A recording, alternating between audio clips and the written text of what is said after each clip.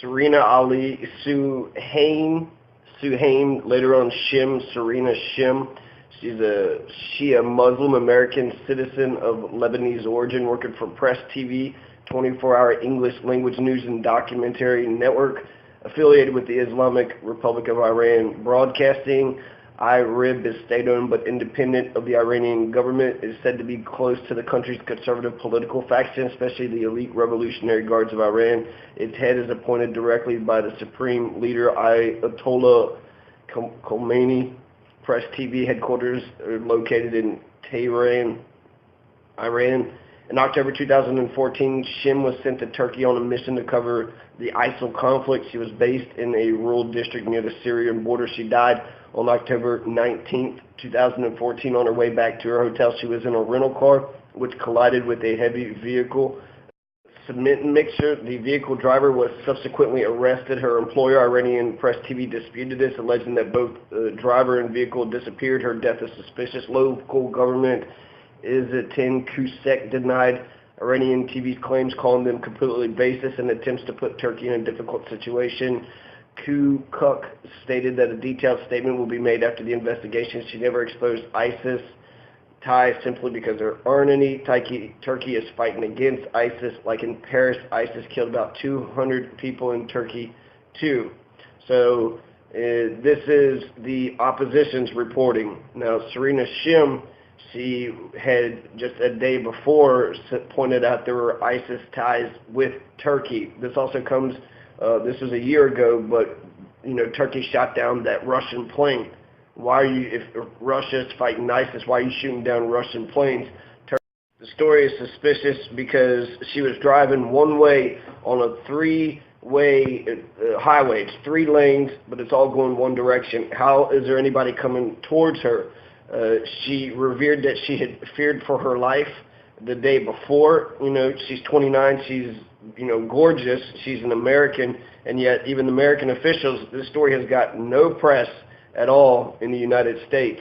So to say that her death is suspicious is a chronic understatement, yet did her colleagues in the U.S., kick up a fuss? Did the U.S. State Department demand answers from the Turkish government? Not a word. And you might want to know why. She discovered something extraordinary. Turkey, a Western ally, is an alleged partner in the fight against terrorism, had links with ISIS. Turkey has a large Luke Rudkowski, who is with We Are Change. I've been following his work very much. Luke Rudkowski is a good man. He brings up an important underreported story of the American journalist Serena Shim, and this story had hit home with him because he was invited to go to Turkey. And so if Turkey are killing American reporters whenever they find connections between their government and ISIS, that's fucked up. That's fucked up. If the truth is on their side, then let the truth win. But if you're going around killing people, she said, the day before that she feared for her life. She feared for her life the day before. Her mother believed that she was killed in Turkey because of the foul play and the shoddy reporting of how they handled it. Even if you take a look at the picture that they had offered several days later, it doesn't really show much. It shows very little bit. Serena Shim is a U.S. citizen from Michigan. She's the mother of 2. She was working for Iran state-owned network Press TV when she was killed after the rental car she was riding in collided with a cement mixer October 26th in the Turkish town of Surik near the Turkish-Syrian border. The accident came just days after Shim said she'd been threatened by Turkish intelligence services who accused her of being a spy. I believe my daughter gave her life for the truth, Jody Poe, Shim's mother, told FoxNews.com Friday from her home in Harrison Township, Michigan. I absolutely suspect foul play. She insists her daughter's death was no accident, called on the U.S. and Iranian. Serena Shim's mother, who claims she was in regular contact with Serena Shim, said her 29-year-old daughter had been threatened by the Turkish officials after reporting ISIS militants were being smuggled back and forth across the Syrian-Turkish border in the back of aid vehicles. They go in there with humanitarian aid, and ISIS was in their trucks. Poe did not elaborate on who could have been involved, saying her daughter feared for her life and had been threatened. In a televised report days before she was killed, Serena Shim said, "I'm very surprised at this accusation of espionage.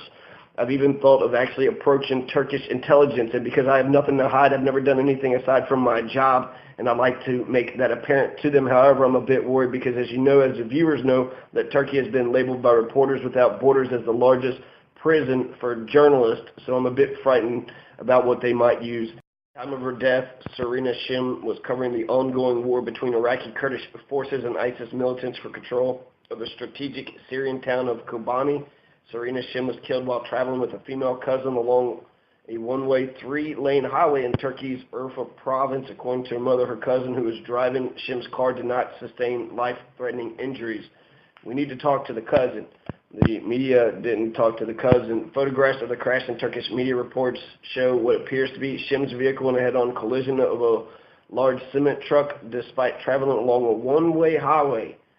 An article published on Press TV's website reports Shim was killed in a suspicious car accident near the Turkey border. Neither the U.S. State Department nor the Turkish government have contacted her mother about her daughter's death. The U.S. Embassy in Turkey called Shim's husband 7 days after she was buried to inquire if her body had arrived in Lebanon, in Beirut, on October 22nd.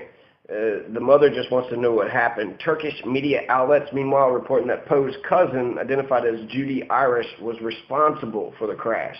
An official report obtained by Hurriyet Daily News claims Irish was the sole culprit, and the truck driver, identified as Sukru Salan, was not in any way responsible, a conclusion Shim's family does not accept.